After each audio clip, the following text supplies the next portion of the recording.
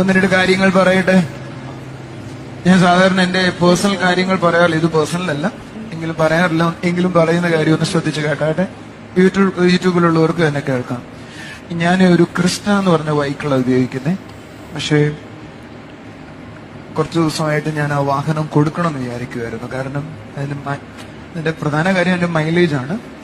അതിന്റെ പുതിയൊരു വണ്ടി എടുത്താൽ കൊള്ളാന്നൊരു തോന്നലുണ്ട് എനിക്ക്. പക്ഷെ പുതിയ വണ്ടി എടുക്കണമെങ്കിൽ 8 മാസം കാത്തിരിക്കണമെന്നാണ് നമ്മുടെ ജയലക്ഷ്മിയൊക്കെ പറയുന്നത് എന്നോട്.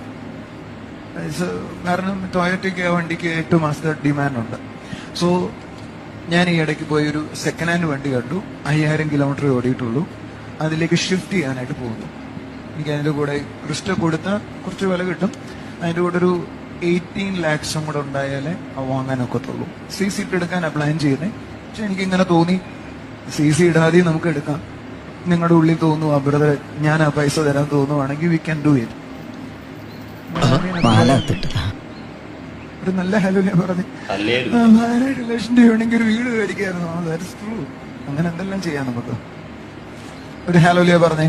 നിങ്ങൾക്ക് ആരുടെയെങ്കിലും ഉള്ളില് കർത്താവ് അങ്ങനെ ഒരു പ്രേരണ തരുന്നുവെങ്കിൽ മീറ്റിംഗിന് ശേഷം എന്നെ ഒന്ന് കണ്ടാട്ട്